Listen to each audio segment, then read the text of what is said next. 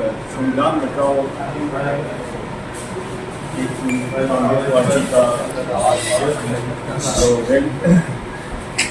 के रूप में 12 जिले में उसका आयोजन 23 जून को किया है।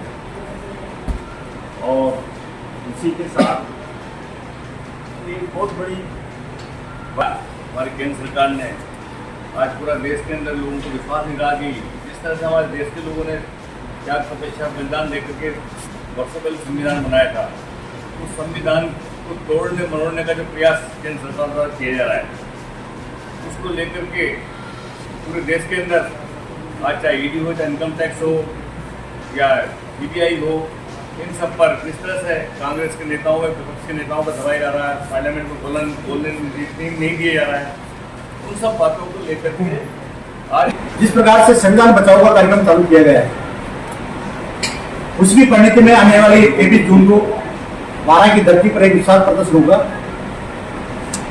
संविधान बचाने की आवश्यकता क्यों पड़ी? संविधान को क्या खतरा है? इसके पीछे लोगों को चिंतन करने की आवश्यकता है। चाहे पंचायत राज चुनाव को उठाकर देखो, आप स्थानीय निकाय के चुनाव को उठाकर देखिए।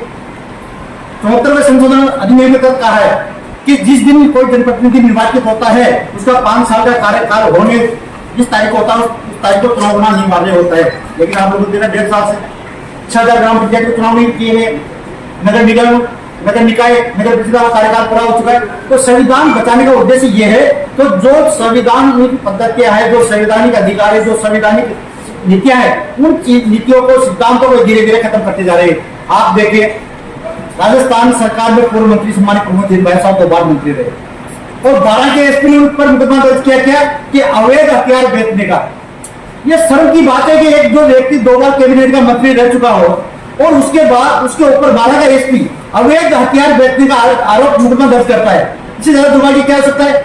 यह केवल हम हमारे कार्यकर्ताओं को मानसिक रूप से प्रताड़ित करना चाहते हैं। ये हमारे नेता प्रतिपक्ष टीकाराम जूली साहब, हमारे प्रदेश अध्यक्ष गोविंद सिंह चौटाला साहब, एक जो 23 तारीख को आ रहे हैं, ये संविधान बचाव के साथ साथ जिस प्रकार से 12 जिले में हमारे कांग्रेस के कार्यकर्ता, हमारे पूरे चेयरमैन, चाहे वो मांगरोल की बात हो, अंता की बात हो, 12 की बात हो, प्रधानों की बात हो, उप प्रधानों की बात करो, मंडी कमेटी के चेयरमैन की बात हो, कृषि उपज मंडी के चेयरमैन की बात करो, सभी डेयरी के चेयरमैन की बात करो, हमारा ऐसा कोई जनप्रतिनिधि नहीं है जिनको मुकदमा दर्ज किया गया है। और सम्मानित प्रमोद भाई साहब को मुकदमा किया गया। हम जनप्रतिनिधि तो एमएलए बनते हैं, हमारे पास कोई आता है साहब हमारे नाली निर्माण करवाए जाए, हम चिट्ठी लिखते हैं, कलेक्टर को लिखते हैं, सीओ को लिखते हैं, नगर परिषद में कुछ चिट्ठी के आधार पर अवैध निर्माण करवा दिया गया या अवैध पट्टे बनवा दिए गए। पट्टे बनाने का काम अधिकारी का होता है, आयुक्त का होता है, चेयरमैन का होता है, प्रधान का होता है, उसमें मंत्री के लेना देना। लेकिन मंत्री अवैध हथियार कौन देता है? मंत्री। इस प्रकार की जो कानून व्यवस्था 12 जिले में आप लोग देख लो, 5 साल के प्रमोद भाई साहब खनन मंत्री रहे, कितनी बड़ी लोगों ने जो आज अवैध खनन कर रहे हैं, वो लोग कितना चिल्लाते थे। आज 12 की सिविल लाइन को उठा देखिए कितनी जेसीबी चल रही है, जो रोड साइड है वहां पे कितनी जेसीबी और ट्रक चल रहे हैं, जो अपने बुलबुलैया है वहां पर कितनी जेसीबी ट्रक चल रहे हैं, हमारा जो बढ़िया बस्ती है वहां पर कितने ट्रक चल रहे हैं, ये किसी को नजर नहीं आ रहा। जनता हाथ समय इंतजार करती है। ठीक है, आपको जनता ने चुनाव मौका दिया है, आपको 2 साल होने चलिए, आपने जिले के लिए क्या किया? जो जन कल्याणकारी योजनाएं, जो विकास के काम 12 जिले में थे, चाहे शहर की सड़कों की बात करो, चाहे सिंचाई योजनाओं की बात करो, चाहे पेयजल योजनाओं की बात करो, जो कांग्रेस के शासन में जो स्वीकृति आज वो क्यों चल रही है, 2 बजट राजस्थान सरकार ने पेश किए।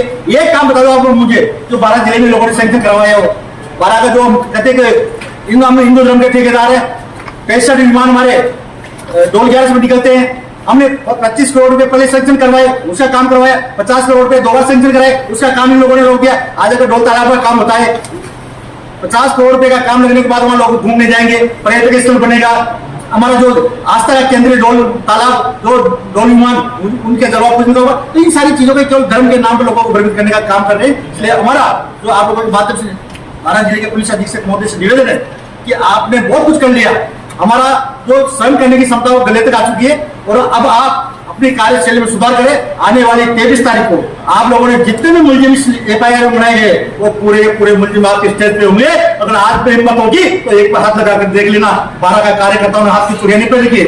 हम सर कटा सकते हैं, हमारी पार्टी बलिदान देने वाली पार्टी, हमारी इंदिरा गांधी ने बलिदान दिया, हमारे राजीव गांधी ने बलिदान दिया, तो हम कांग्रेस का एक बहुत सिपाही है। हमारे कार्यकर्ताओं ने अगर हम गलती करें तो हम सजा पाने के लिए तैयार है, लेकिन बिना गलती करे कोई सजा देगा तो फिर वो बर्दाश्त नहीं किया जाएगा।